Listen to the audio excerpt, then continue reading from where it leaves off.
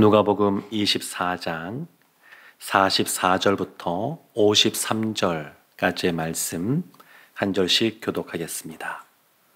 또 이르시되 내가 너희와 함께 있을 때에 너희에게 말한 바 곧 모세의 율법과 선지자들의 글과 시편의 나를 가리켜 기록된 모든 것이 이루어져야 하리라 한 말이 이것이라 하시고, 이에 그들의 마음을 열어 성경을 깨닫게 하시고, 또 이르시되 이같이 그리스도가 고난을 받고 제3일에 죽은 자 가운데서 살아날 것과 또 그의 이름으로 받게 하는 회개가 예루살렘에서 시작하여 모든 족속에게 전파될 것이 기록되었으니 너희는 이 모든 일의 증인이라.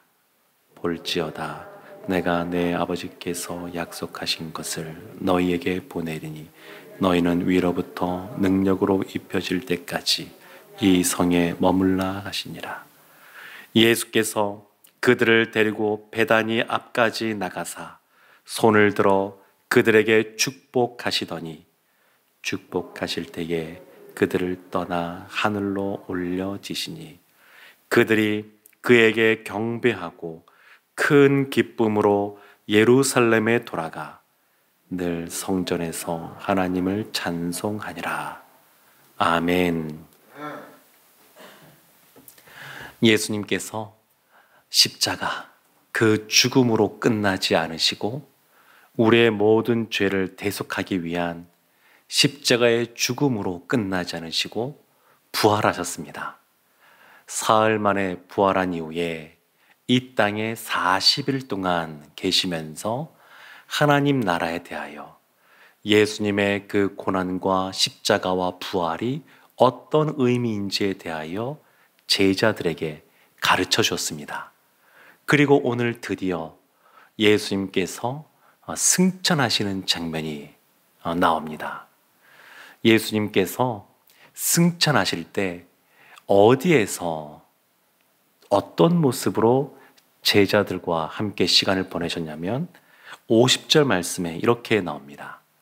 예수께서 그들을 데리고 베다니 앞까지 나가사 손을 들어 그들에게 축복하시더니, 베다니 감람산 아래에 있는 마르다와 마리아와 죽었다가 살아난 그 나사로, 그들이 있는 그 마을 베다니, 예루살렘에서 한 오리쯤 떨어져 있는 그곳인데 그곳에서 그들을 축복하셨습니다. 예수님이 승천하시기 전에 제자들에게 행하신 것이 뭐냐면 승천입니다. 누가복음 이 말씀은 사도행전 말씀과 연결되어지게 됩니다. 누가복음뿐만 아니라 사도행전도 누가가 썼고 받는 사람도 동일하다 보니까 전서와 후서 이름을 안 붙여서 그렇지 사실은 이 두 권이 붙어 있는 겁니다. 그래서 누가복음이 마지막 부분이 사도행전 1장의 부분과 표현들도 계속 겹치면서 연결되어져 있습니다. 사도행전 1장에서 예수님이 부활 승천하시며 제자들에게 말씀하신 부분들이 나오는데 여기에서도 마찬가지로 제자들에게 축복하시는 내용이, 축복하시는 장면이 나옵니다. 예수님께서 뭐라고 축복하셨을까요? 민수기 보면 대제사장들의 기도가 나와 있는데 내가 너희들에게 복을 주기를 원한다. 그러면서 세 가지를 말합니다. 첫 번째는 지켜주기를 원한다. 두 번째는 은혜 주기를 원한다. 세 번째는 평강 주기를 원한다. 한마디로 말해서 하나님이 복을 주기를 원하시는데 지켜주시고 은혜와 평강을 준다고 하는 것은 임마누엘이라고 할 수 있습니다. 예수님이 승천하셨지만 그걸로 끝난 것이 아닙니다. 이 땅 가운데 예수님의 영이신 성령께서 다시 이 땅 가운데 오시기 때문에 임마누엘, 그러니까 이 축복은 한마디로 말하면 임마누엘이라고 할 수 있습니다. 함께 계시는 겁니다. 함께 계심. 예수님께서 제자들에게 축복하실 때 제자들이 어떠한 그러한 축복을 받았는지는 그래서 사도행전에 나와 있는 내용을 보면 유추해 볼 수가 있습니다. 이 땅에서 우리가 원하는 것, 바라는 것, 그것이 다 이루어지도록 예수님께서 축복기도 하셨을까? 아마 그러지는 않았을 것 같고, 사도행전 1장부터 보게 되면 오직 성령이 너에게 임하시면 너희가 권능을 받고 예루살렘과 온 유대와 사마리아와 땅끝까지 이르러 내 증인이 되리라, 그렇게 말씀하셨습니다. 오늘 본문 말씀에도 48절에 너희는 이 모든 일의 증인이라, 이렇게 말씀합니다. 그러니까 제자들이 증인의 삶을 잘 감당할 수 있도록 주님께서 주신 직분과 사명을 잘 감당할 수 있도록 축복기도 하셨을 겁니다. 예수님께서 이 땅에서 떠나 하나님이 계신 그 하나님 나라, 하나님 보좌 우편에 앉아 계시게 되는데, 예수님께서 주시는 이와 같은 축복의 기도, 이것이 이때만 있고 끝난 것이 아니라 사실은 지금도 이어지고 있습니다. 예수님께서 우리를 위하여 중보자로서 기도해 주고 계십니다. 그래서 우리가 주님 안에서 성령 충만한 가운데 주님이신 그러한 직분과 사명을 잘 감당할 수 있도록 여전히 예수님께서는 기도하고 계십니다. 뿐만 아니라 예수님이 하나님 보좌 우편에 앉아서 기도하는 대표적인 또한 그러한 기도가 뭐냐면 우리의 죄를 사해 주시는 그러한 기도입니다. 요한일서 2장 1절에 이렇게 말씀합니다.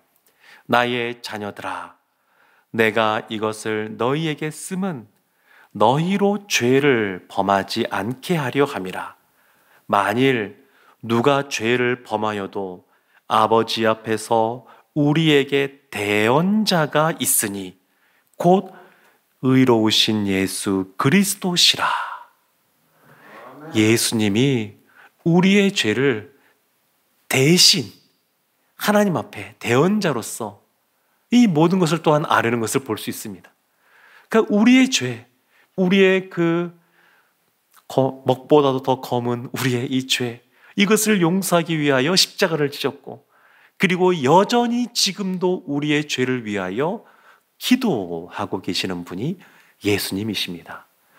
그래서 예수님이 이 땅에서 승천은 기쁘고 감사한 일이지만, 좋은 일이지만 떠나셨습니다. 이별입니다. 이별, 그러면 슬프고 또 안타깝고 또 벌써 보고 싶고 그런 마음이 들어야 될 텐데 그렇지가 않습니다. 제자들이 보인 반응을 보면 52절에 이렇게 나옵니다. 그들이 그에게 경배하고 큰 기쁨으로 예루살렘에 돌아가. 큰 기쁨이 있습니다. 우리가 살아가는 그러한 가족을 먼저 주님 곁으로 떠나보낼 때 우리 가운데 큰 안타까움과 슬픔과 좀 힘든 것들이 있게 되는데, 예수님은 떠나셨을 뿐만 아니라 여전히 성령님을 통하여 우리 가운데 함께 하시고 또 하나님 보좌 우편에서 늘 우리를 위하여 기도하시기 때문에 제자들이 그것을 보고 큰 기쁨을 얻게 되었습니다. 사실 우리의 사랑하는 분들이 먼저 주님 곁으로 떠났을 때에 우리 가운데 이 땅에서 더 이상 볼 수 없다는 안타까움이 있지만, 고인께서 하나님 나라 가서 하시는 것이 뭐냐면 하나님을 예배하고 기도하는 겁니다. 그래서 우리도 너무 큰 슬픔과 절망 가운데, 낭만 가운데 있을 필요가 없습니다. 예수님께서 승천하셨지만 이별이 아닙니다. 끝이 아닙니다. 새로운 시작을 하시기 때문에 제자들 가운데 큰 기쁨이 있었습니다. 두 번째 제자들이 보인 반응이 있습니다. 첫 번째는 큰 기쁨으로 나갔다는 것이고, 또 하나는 53절 보면 늘 성전에서 하나님을 찬송하니라. 제자들이 어떤 상황이었냐면 예수님이 십자가에서 돌아가신 이후에 뿔뿔이 흩어졌습니다. 예수님이 찾아오실 때에도, 부활하신 예수님이 오실 때에도 문을 꼭꼭 걸어 잠그고 두려움 가운데 그들이 숨어 있었습니다. 근데 지금 성전에서 하나님을 늘 찬양하는 담대한 사람들이 되었습니다. 우리가 흔히 생각할 때 제자들은 성령 충만함을 덧입은 이후에 담대하게 나아가서 무엇인가 했다라고 생각하지만 그때보다 먼저 앞선 것이 있었는데 예수님의 승천, 그것을 바라보면서 그들 가운데 담대함이 있었습니다. 예수님께서는 승천하시는 것으로 끝나는 것이 아니라 다시 이 땅에 오실 분이라고 하는 것을 알고 있었습니다. 그러니까 담대한 겁니다. 죽음을 이기신 그 인류 중에 누구도 이기지 못했던, 극복하지 못했던 그 죽음을 극복하시고 이제 하늘로 올라가시는 그 예수님, 그 예수님께서 성령으로 우리 가운데 함께 계시고 또한 그 예수님이 다시 재림하실 그날이 있다라고 하는 것을 아니까 세상의 권력자들 앞에서도 담대한 겁니다. 당당한 겁니다. 이때부터 제자들이 이전의 모습과는 달라지게 됩니다.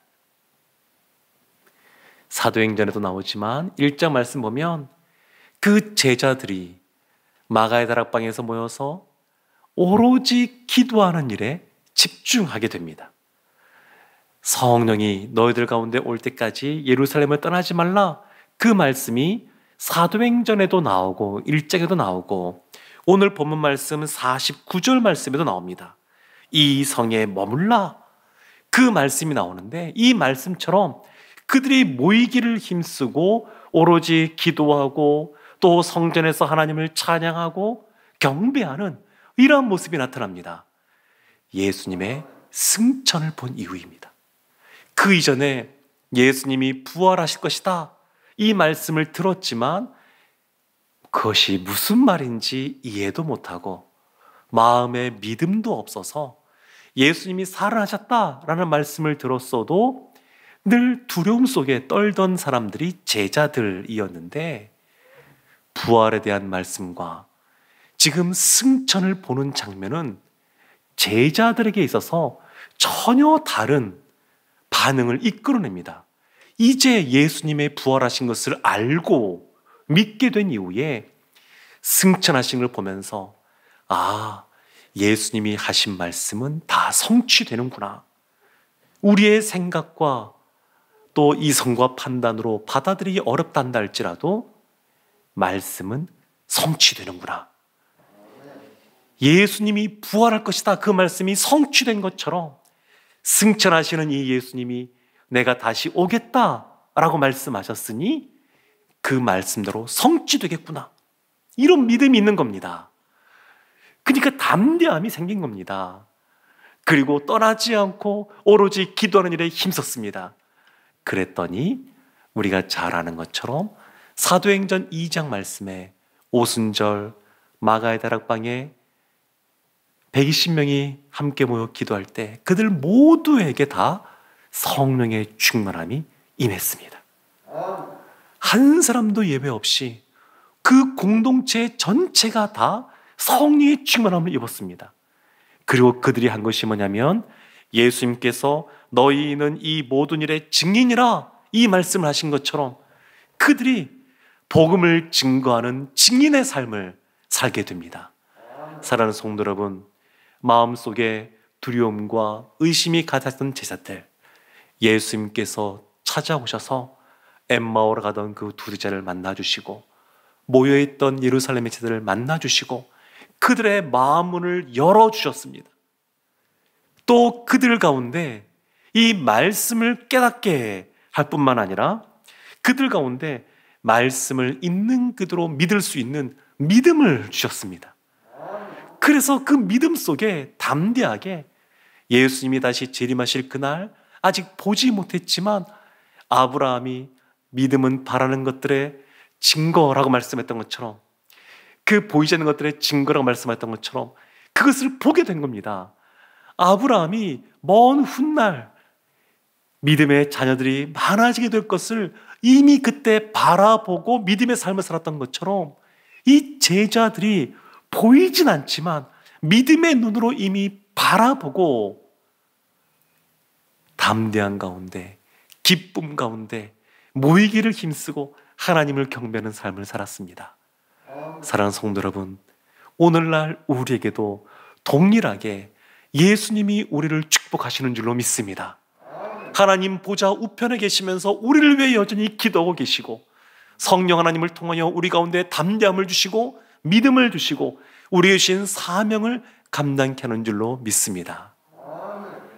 믿음으로 주님이 승천하신 그 주님께서 다시 재림할 것을 믿고 담대하게 오늘을 살아가는 우리 모두가 되기를 주님의 이름으로 축원합니다.